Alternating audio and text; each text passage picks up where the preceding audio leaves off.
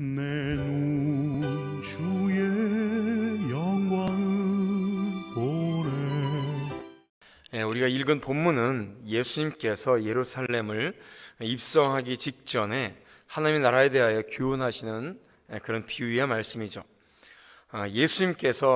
예수님을 따르던 무리들이나 당시 제자들은 메시아는 정치적인 왕으로 예루살렘에 하나님의 나라를 세운다고 생각했습니다. 이제 예수님께서 예루살렘에 가까이 오게 되자 하나님의 나라가 금방 임할 것으로 그들은 기대했죠. 메시아 대신 예수님께서 이제 예루살렘으로 가니 예수님께서 그 땅에 이제 예루살렘에 하나님의 나라를 당장 세우시겠구나라고 그들은 생각했습니다. 그러나 예수님께서는 왕위를 받기 위해서 먼 나라로 갔다가 다시 돌아올 어떤 귀인의 비유를 통해서 그들이 잘못된 생각을 고쳐 주시고자 하고 계시는 것이죠. 한 귀인이 먼 나라에 왕위를 받으러 갔다 온다라고 말씀하십니다. 여기서 귀인은 당연히 예수님이겠죠. 그리고 먼 나라로 갔다 돌아온다라고 말씀하십니다. 지금 이 사람들이 생각하는 생각이 틀리다라는 것을 말씀해 주고 계십니다.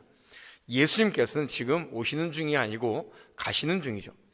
즉 죽으시고 주님의 부활하심과 그리고 승천하심을 말씀해 주고 계십니다. 그리고 왕위를 가지고 다시 오신다라는 것은 주님의 재림을 말씀하고 계시는 것이죠. 그가 먼 나라로부터 돌아올 때, 즉 승천하셨다가 재림하실 때에 만왕의 왕으로 이 세상에 오셔서 그때서야 하나님의 나라를 완전히 드러내실 것을 말씀해 주고 계십니다. 그때는 또한 심판과 상급의 때가 될 것을 말씀해 주고 계시는 것이죠. 지금 예수님께서 초림할 때는 구원하시는 구원자로 오고 계십니다.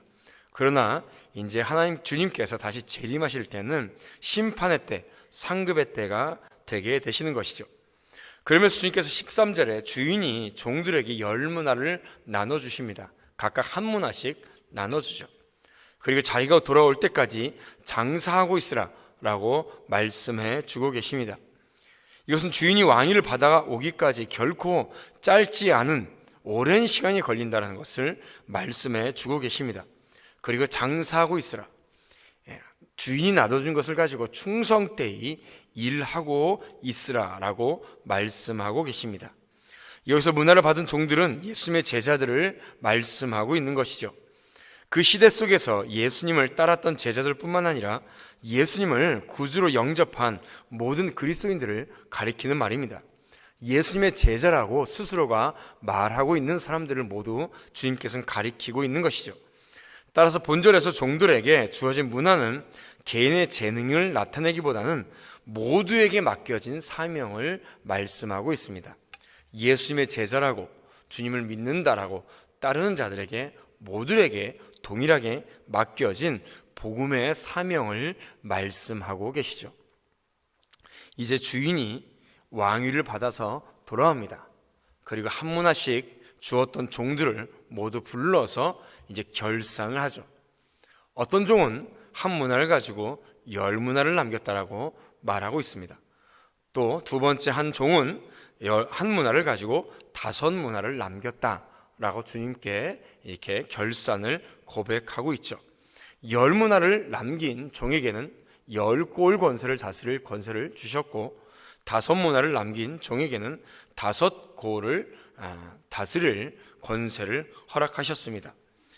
먼저 보면 노력의 결과에 따라서 비례하게 주님께서 그 결과에 따라서 상급을 주시죠. 10문화를 남긴 종에게는 10골을 받을 권세를, 또 5문화를 남긴 종에게는 5골을 다스릴 권세를 주십니다. 이게 노력의 결과에 비례해서 주시는 것을 보게 되죠. 이것은 주님의 공정성을 얘기를 합니다. 주인의 공의로움을 말씀하고 계시죠.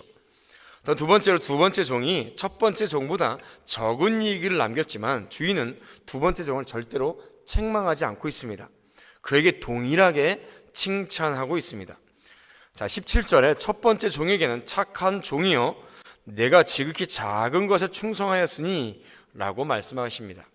19절에 보면 주인이 그에게도 이르되 너도, 이렇게 말씀하시죠. 너도. 무슨 말씀이냐면 열문화를 남긴 첫 번째 종과 동일한 것을 말씀하고 계십니다. 동일하게 칭찬하고 계시죠. 너도 잘했다.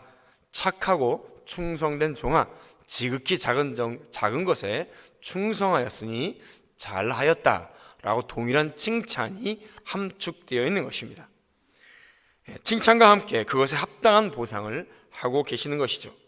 즉 우리는 하나님의 나라의 상급은 결과에 따라 주어지는 것이 아니라 맡겨진 사명을 열심히 감당하기를 힘쓰는 성도들에게 주님께서 동일하게 칭찬하고 계시다라는 것을 발견할 수가 있는 것입니다. 또한 세 번째로 종이 기울인 노력과는 비교도 안 될 정도의 풍성한 상급을 주시는 사랑의 주인임을 말씀해 주고 계시는 것을 우리는 발견할 수가 있습니다. 종들이 남긴 것은 사실 적은 것입니다. 한 문화로 10문화를 남겼든지 또 한 문화로 5문화를 남겼든지 종들에게 주어진 것은 무려 10고을을 다스릴 권세입니다. 5고을을 다스릴 권세입니다.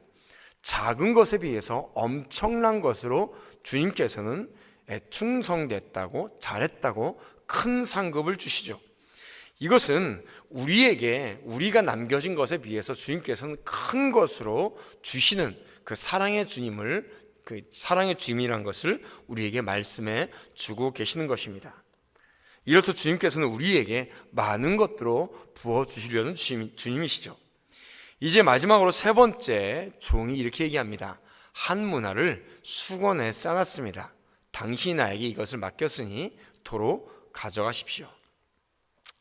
첫 번째 종과 두 번째 종과는 달리 주인이 자기에게 맡긴 사명을 감당하지 않았던 이 종은 굉장히 현란하고 가식적인 말로 자신의 잘못된 행동을 숨기고 있습니다. 특히 그는 맡겨진 문화를 가지고 아무 일도 하지 않았다는 것을 자기가 주인의 성품을 잘 알고 있기 때문에 저는 일을 하지 않았습니다. 자신의 게으름을 뉘우치기보다는 도리어 자신의 행동을 정당화시키고 있죠. 주인이 원하는 것은 열심히 충성되게 일하는 것이었습니다. 그렇게 일하면 결과가 나타나고 그 결과에 따라서 큰 것으로 주인은 주기를 원했던 것이죠. 그러나 마지막으로 세 번째 종은 그렇지 않았습니다. 일하지 않았습니다. 중요한 것은 이겁니다. 일하지 않았다는 것이죠. 충성되게 행하지 않았다는 것입니다. 주인이 맡긴 문화를 갖고 열심히 장사하며 10문화와 5문화의 이익을 남겼던 종들은 주인에게 겸손한 자세로 단순히 그 결과만을 말하고 있습니다. 10문화 남겼습니다. 5문화 남겼습니다. 딱 겸손하게 와서 그 결과만 얘기합니다. 그런데 맡겨진 문화를 가지고 아무 노력도 일하지 않았던 종은 주인에게 갖은 핑계와 변명으로 자신의 잘못을 감추기 위해서 여러 가지 말로 애쓰는 모습을 볼 수가 있죠. 이로써 볼 때 결국 충성스러운 그리스도인의 일꾼은 자기의 맡겨진 일들을 묵묵히 겸손한 마음으로 수행하는 사람이라는 겁니다. 충성된 사람은 말이 없습니다. 그저 일할 뿐이죠. 열심히 자기의 맡겨진 사명들을 감당해 나갈 뿐입니다. 결코 쓸데없는 말을 가지고 자신의 행동을 내세우거나 가장하는 그런 사람이 아니라는 것을 말씀해 주고 있습니다. 일하지 않은 일꾼은 말이 많죠. 말만 많습니다. 이런 결과가 생긴 이유가 뭡니까? 바로 27절의 말씀입니다. 우리 27절에 어떻게 말씀하고 계시냐면 내가 왕됨을 원하지 아니하던 저 원수들을 이리로 끌어다가 내 앞에서 죽이라. 주님께서 말씀하십니다. 일하지 않은 가장 근본적인 이유가 무엇입니까? 바로 주인이 주인됨을 인정하지 않은 것입니다. 주인이 왕됨을 인정하지 않은 것입니다. 그 결과 일하지 않은 것이죠. 게으르게 된 것입니다. 나는 예수님을 믿는다고 하면서도 예수님의 왕 되심, 자신의 주권자 되심을 인정하지 않았다라는 것입니다. 말로는 믿는다고 하지만 실제 그 중심에는 예수 그리스도가 없는 사람을 말씀해 주고 계십니다. 그래서 이러한 결과가 나왔음을 우리에게 주님께서는 가르쳐 주고 계시는 것이죠. 우리 자신의 믿음을 다시 점검해 보기를 원합니다. 내가 진실로 예수 그리스도만이 나의 삶의 주인이며 나의 삶의 왕이며 오직 왕 대신 예수 그리스도의 말씀에 순종하는 사람인가 우리는 늘 돌아봐야 될 줄로 믿습니다. 그리하여서 우리가 순종하며 거룩한 열매, 특히 복음의 열매를 맺어가는 우리 성도들이 되기를 주님의 이름으로 축복합니다. 오늘 드려지는 모든 예배 가운데 그런 은혜의 결단의 시간이 되기를 예수 그리스도의 이름으로 축복합니다. 주의 영광 이곳에 가득해